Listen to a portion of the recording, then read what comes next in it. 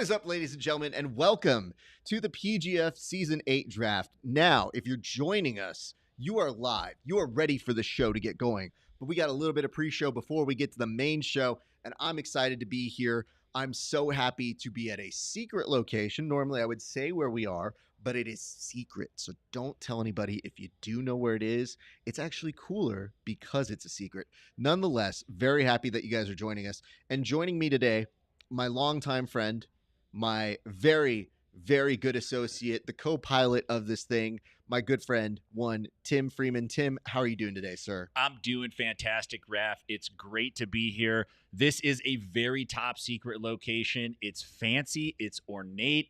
I normally can't get into a spot like this, but they agreed to let me in if I would work the door ahead of time. I'm dressed appropriately for that, so I was able to pull it off. We got a huge draft auction coming up, and I can't wait to talk about it. You know, when you were talking about us being ready, it was there's a lot of stuff happening here today. We have to get straight to this show. That's how much stuff is going on right now. So we're actually going to start at the top of explaining how does this draft work. So if you look at the way that we've done it before, yes, you've seen how the PGF works previously, but this time, Tim, things are a little bit different. Do you mind kind of giving people a little bit of an idea of what's different about this draft from previous times? Yeah, I think really the biggest difference is that we're not playing with PGF bucks anymore, right? This is no longer monopoly money. The money that comes in that wins an athlete in the auction becomes that athlete's base pay for the season. They can win bonuses on top of that, earn more money, but it's important. Now, before it's just kind of a thing of pride. Like, I went for 4,500 PGF bucks. Now it's a thing of like, hey, man, I could pay rent for 3 months now. Like, this is great. So I'm expecting to see some major implications from that. I think that's the main thing to check out for. I think that's the other thing that's very interesting about like the feel in the room, because before people were like, I don't care when I get drafted. Yeah. Now people are like very much walking in here. I saw somebody in the group chat saying $20 for parking. And I was like, sir, you might make 3 times that today. Right. So just be very aware that the real dollars are happening. If you are enjoying this, I just saw a like. Give us a like and a subscribe wherever you're watching. We hope you're watching on PGF World. We hope you're excited for this. We have so much talent that we don't even have time to get through this full topic. We got to move speed ahead and go to the next one, which I'm very excited to bring up right now, which is the value. Tim, so we talked a little bit about the fact that these guys are now getting real money, not monopoly money, not PGF money, not RAF bucks that they tried to go ahead and get at their nearest Bergners. But when we talk about the value, who are some good values on the table that maybe people aren't considering right now, sir? I think normally if you kind of look at the way these things work, I think the younger guys have the higher value only because there's a lot less known about them. When you start pulling in the veterans, there's more facts, there's more performances, and oftentimes that means they're going to pull in a higher value amount. I think the young guys like J.J. Bowers, I don't think Matt Mash is going to fly under the radar. I don't think Jet Thompson's going to fly under the radar. But Rafael Ferreira, he could fly under the radar a little bit and pull in, a very good value for a coach. Now, the catch is like, what if this coach is his training partner? Does he low bid his training partner? Does his training partner get upset? Like, coach, you got me for 600. You couldn't get that up to 11, right? So pay attention. There's some like serious things. You might see some relationships on the line here. Speaking of which, somebody who kind of stood out to me when I was doing a media day interview with him was Anthony Goggiani. Now, he was making the case to not spend money on him. He was doing kind of the reverse PJ Barge, which was like, oh, now I'm in it. I can't tell you not to spend any money on me. Too late. It's 5,000. Right. He literally started by saying like, don't spend any money on me. I'll be worth it, but buy low. And I thought that was fascinating because I said, sir, are you aware you will make the money that you get bid on this time? So it's not, it's a nice mix between you want to be subtle and then you want to come in at what is appropriate for your value. So I hope that these guys are finding that nice mix between the two. Yeah, I think it breaks down to, do you still live at home or not? I mean, you're not wrong, man. It does make me concerned, though, when I hear these children being like, hey, bid this much on me. And I go, sir, if I was your parents, I'd be on the side being like, a little higher. Yeah. Let's go a little higher there. Exactly. Nonetheless, we'll move on to our next topic, and I'll reset the time here, which is that of talking about the coaches. Now, one unique thing about the PGF as opposed to other jiu-jitsu organizations is that the PGF actually brings you coaches, not just one, four different sets of coaches, and all of them have different pedigrees, different philosophies, and maybe even some friendly rivalries between them. So, Tim, outline who we have as our coaches for this season of the PGF, sir. Yeah, so we have a couple names that are PGF veterans, right? All the coaches are Las Vegas based. The veterans are Andy Varela. We know he's the season 6 champ. We have Hanato Canuto, who I think was in the semifinals in season 6. Hanato's a perennial competitor. He's competed in all the shows and promotions out there. Robert Drysdale, who's been in Las Vegas for I think like 20 years now, who is an ADCC champion. We're talking about a guy who beat Marcelo Garcia, right? No small feat. Drysdale is a huge name, a huge presence as a coach. And then we have Mika Sapili, who really is the old school jiu-jitsu guy here. We're talking about a guy that has over 30 years of experience in Brazilian jiu-jitsu. And if you think that that's like, oh, that's old school, pay attention to what Pedro Sauer did last year in season 7, because Pedro's a guy that comes in with 30 plus years of experience, and he turned that experience into wins. So he did. And I mean, you mentioned this between two competitors, but Canuto and Varela are friends. They train together regularly. Yeah. Andy was actually not aware that Canuto was going to be a coach. Our very own Alex Wendling had to be the one to inform him. And in true Andy Varela fashion, it was, what? I didn't know. No, you're kidding me, Alex Wendling. What? That is news to me. I cannot believe I did not read the email. So when he was so surprised by it, one thing that fascinates me is they were on the same season of the PGF together, but they mentioned they train together. They're very competitive. And Andy even says this about Canuto, and I can't tell if they can hear me because Canuto has this whole reputation as being a super nice guy. You meet him, he's always laughing, he's always great. But Andy lets us know the secret side of him by saying, like, yo, he might be nice to you guys, but he talks trash. He definitely talks trash whenever we roll, and he talks trash to me. And I'm thinking, if he does that when they're rolling, what's going to happen when they're coaching against each other? Is that friendly rivalry going to be extreme? And additional factor, if you get a Hanato Canuto, you also get a Raquel Canuto. Yeah, so it's a 2-for-1 coaching sort of business proposition here because they both are at the gym at the same time. So any of their team can come and they'll get time with both of them. And it's not to say other people don't have them, but I will be very surprised if you do not see them together as a unit here. So when we talk about the coaches, it's not just the coaches you see. It's not just the people you see right here. It's also their advisors, their wise mans, if you would. And Travis Thomas today is here helping the New Hope Kings, which, by the way, is the first franchise in jiu-jitsu history. So congratulations to the New Hope Kings. So you're going to be hearing a lot of that today. They have come in at $1 million. Wow. It is insane to say that for jiu-jitsu, but it brings me so much joy to be a part of something now where we're seeing our athletes get paid and the recognition that they deserve. So big shout out to New Hope, but watch for Travis Thomas today on the draft. He's here.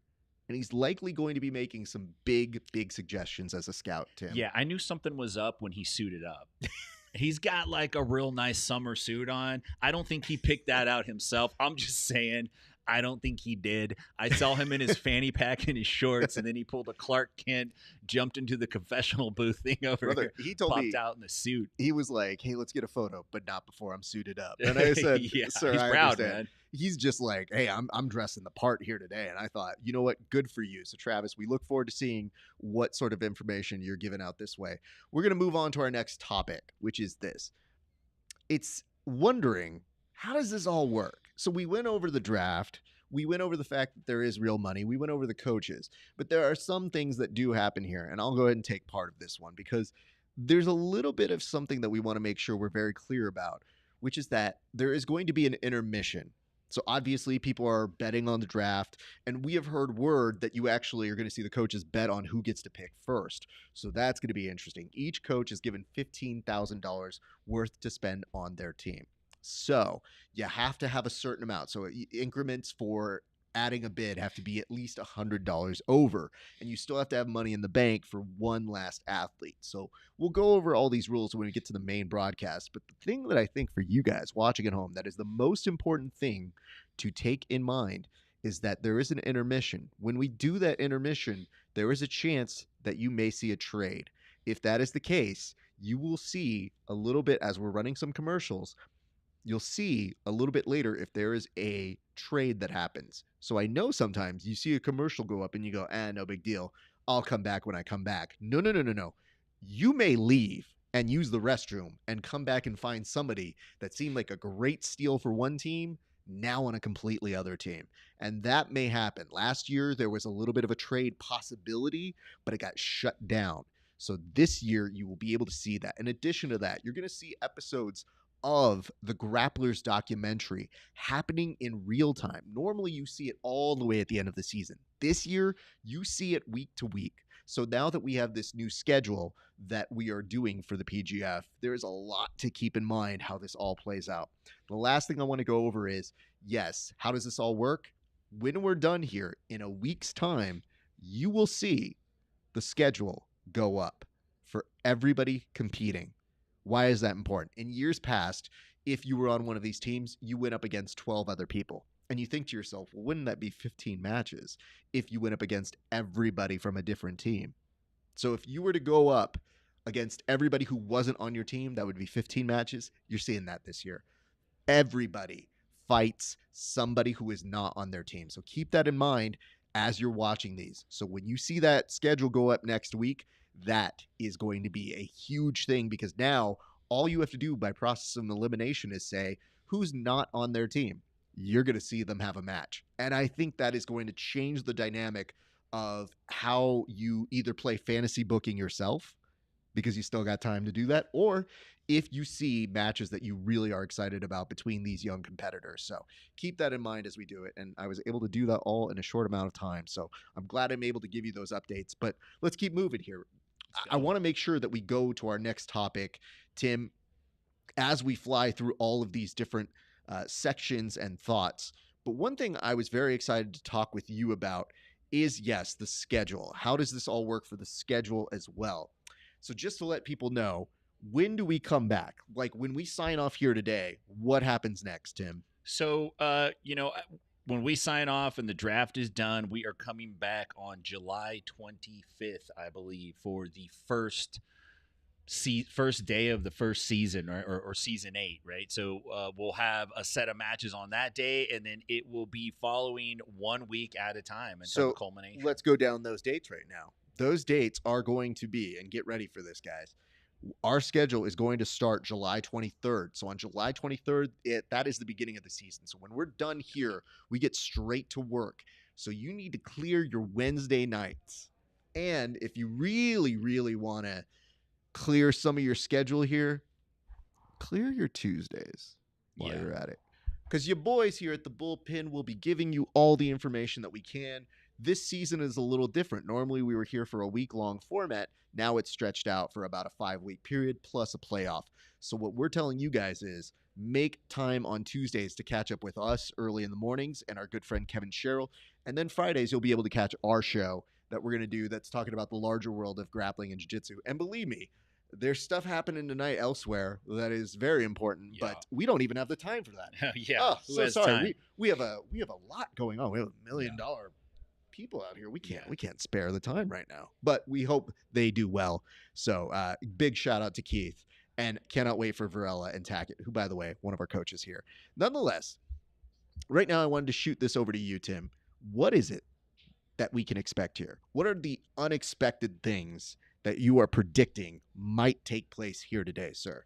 Well, I don't know if this is unexpected, but I definitely think the fact that all the coaches are from Las Vegas and many of the athletes are from Las Vegas, I think it's going to have big implications on coaches picking their students, picking their training partners, picking their friends. I think we're going to see a lot of that because that's how we roll. That's how the jiu-jitsu crowd rolls. You're going to probably see that really play a factor. The question is, do you have enough money to make it happen? And pay attention to the age grouping. There is a group of veterans in here who are 30 plus, and there's a group of young guns, and then there's kind of a little slush fund in the middle. But those two extreme ends, I think, are going to be the ones battling it out. Pay attention to who's dressed well. Pay attention to who speaks well. Got a lot of good stuff. Like Raph said, the things that happen off the camera, that's where the real juice is, and we're going to try to bring all that to you the best that we can. Speaking of which, I think there's no better way to segment and transition into that segment than by talking about our little thing called chat. So sometimes Tim's like, what does that mean? Like when we put up board topics, if I do the board, he's like, there's one, I don't know what it is. Sometimes when he does the board, he's like, there's one, what is that, Tim? In case you don't know, the group chat has been very lively. They just added me yesterday. And I don't know if you've been added yet, Tim. The competitor group chat. Yes. Yeah, I got you. And what's been happening there, just to fill you in, obviously, these guys seem tough. They're very durable and resilient. But there's talk about Pokemon in there. Yeah. And people trying to ask, let's get some money, like, give me money for Pokemon. But why would they be asking for money, Tim? Well, I don't know. Apparently, a lot of these guys need money for Pokemons. Sure. They're all trying to flex in their own interesting way, and it's a much younger crowd, so the flex is quite different. When you bust a Pokemon out, it's like, what is this, right? But these guys kind of come from a new generation, and they're looking to make a big splash. But look, man, you got to try to get more than $200. I would agree. There's just something I want to bring up to you guys, and there's no pretty way this gets displayed, so it's just going to happen here. I'm going to drop it in, and I didn't have the chance to really properly give this a formatting, but I wanted it to be as raw as we saw it. Now, let me preface this. I don't normally do these jokes, but this was in the group chat, and it goes to show you the commitment that is happening between our staff here. So, listen. This is how spicy that chat is, that they are throwing a GoFundMe for this cause. And I guess I have to tell you, it shows an extra emphasis that the team is doing. Chris Olivo did this for Anthony Goggiani. I think they're in a race for biggest heel. So if this is what's happening behind the scenes, I think you can only imagine. Let me get this off screen because I think Anthony's his student, right? I mean, or something like that. No, coach I don't think so. I think that Chris is he's having a lot of fun. And if you wonder why there's going to be some incredible rivalries coming up, that will be part of it. But nonetheless, it looks like things are very close to getting ready to go. But Tim, before we get out of here, just any last words or anything that you want to let the people know where they can find you, because I'm so excited to get this draft going, and I want to make sure we hand it off to our friends here in just a second. Yeah, so last words, pay attention to the draft, check out the teams, pay attention to the coaches because it's one match a week and the season's expanded, it's going to really change the complexion of how these guys get ready and make adjustments. You're not going to want to take your eyes off of it. Pay attention, keep watching. You're going to catch us on the other side during the live draft. Thanks for watching, man. And, we're going to get out of here in a second, but I want to point this out. Tim is actually going to go right now. Yes. And you're going to be doing part commentary for today's show, correct? Mm-hmm. I'll be behind the scenes. I'll go to my production dungeon. So I don't know that you're necessarily going to see my face until a little bit later. Go underground for a while. Brother, I'm going in the bunker, and I'm hoping things come out very nicely. But as we close this up, I want to say just a couple quick words. Thank you so much for tuning in. We appreciate you guys. If you like what we do here at the Bullpen, we are the official pre- and post shows. So we will be doing that again throughout the season. Because we're going to be here live, there's going to be some live components, some pre-taped. I guess what I'm saying is come find out for the rest of the season. But we are so stoked to have you guys here. It is a blessing. I cannot wait for you to see these incredible young athletes who are hungry, ready to take it to the next level. And if you enjoy what we do here, like, comment, subscribe on every sort of thing. And let me tell you guys this. The only way this continues to grow is if you guys watching right now are actively liking and sharing this stuff. Do not be too cool for school. Help us grow this thing. So I am begging you, imploring you, stalking you, whatever you want to say. I am the dude outside of your local grocery store saying like, comment, and subscribe. That's all I'm asking for. But that, my friends, is going to do it for us here. We're stoked. Don't go anywhere. We're about to go to the draft. My name is Esparza. It has been a great day for grappling. We'll see you back on the mats.